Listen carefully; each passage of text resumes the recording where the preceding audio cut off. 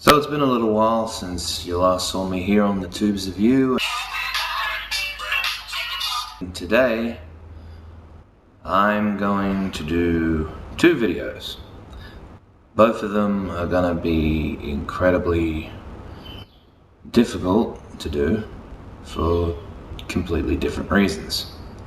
This first one, I will be talking about my brother Clinton Albert Thompson, who sadly passed away in May. Gary J. Doyle. This here is more or less an extended version of what I said during his funeral service. I'm not entirely sure if it's still available to view on Facebook, but we live streamed the service there at Tara. Well, of course, me being not a very verbose individual, for lack of a better word, muttered a lot of what I said. I should point out also that during my telling of the last two times I saw my brother Clinton, I kind of lifted my left leg. As I was stood there talking, it felt like my kneecaps were popping out of place. I was that ridden with nerves. The last time I ever saw my brother was actually here in this unit that I've been in now for 3 years as of October the 4th. It was in December last year. He and my mother came by. He had to get an annual reassessment every year after a car accident that he was involved in about 3 years ago. They stayed 2 nights total, and I don't remember which one it was, but just to pass the time, I put on Tommy Boy and Black Sheep.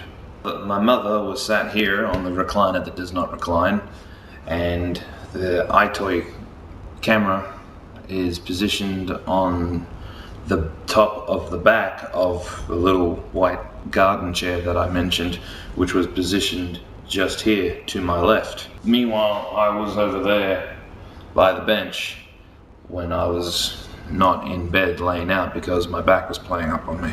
I do remember before they left, the morning after the appointment, him and I had a brief chat. I don't remember exactly what was said. And then they left. That was the last time I saw my brother.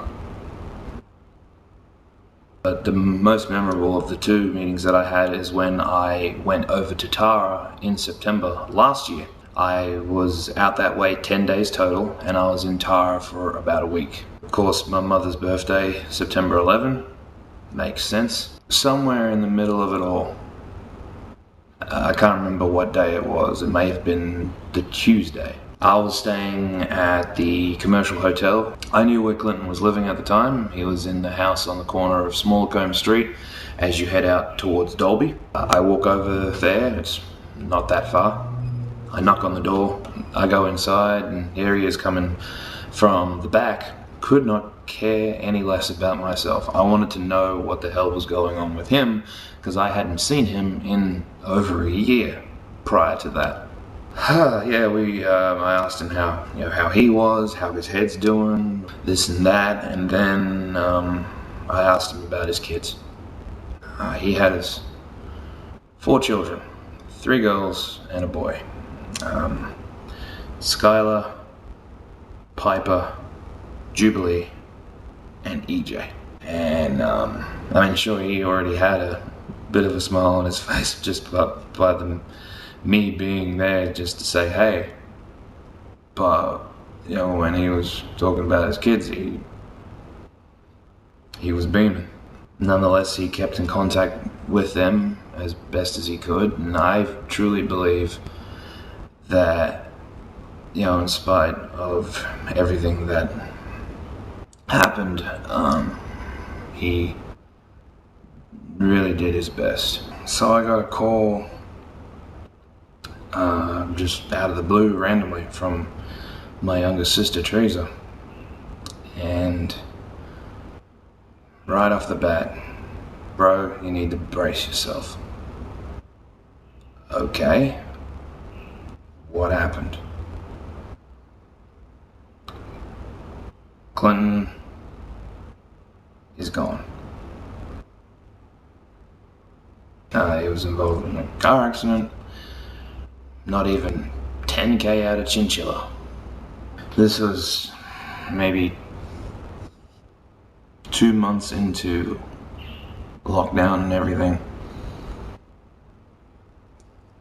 And I got to talking with my mother eventually, and I said, okay, I need to be sure of a date for the funeral, and then I hope to get there.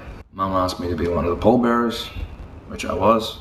And then there are only, at that point, 25 people for outdoor gatherings. Okay, how the hell am I gonna get to Tara? Finally got a date for the funeral, things were getting sorted. I started procrastinating a little bit, went a little loopy there. 3 months into lockdown, I've been here alone, by myself, and I need to get the hell out of here. I called my mother up one Sunday evening, I think, or afternoon, and then I got a call from my brother Ricky, who then told me, like, what are you doing tonight? Well, I don't know, what, I'm just sitting around. He's like, do you want to go tonight? He goes, yeah, okay. Alright, I'm on my way. He was already on his way when he made the call, but still, I stayed in Tara for 2.5 weeks, and the driver and the front passenger are still alive, walking the streets as if nothing happened. And then yet, Casey, this other guy from Dolby who no one seems to know, and my brother are no longer here.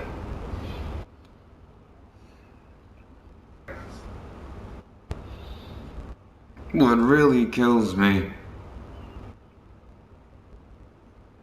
is the fact that those kids are never gonna see their dad again, and he's never gonna see them grow.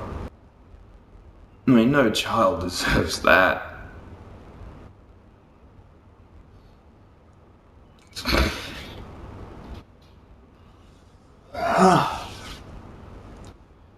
So, that's pretty much all I've got to say about that. He was a good man. And although he did quite a number of things that I personally don't condone, I never judged him for it because I knew this man was a good man. He is my brother, and I will never forget him.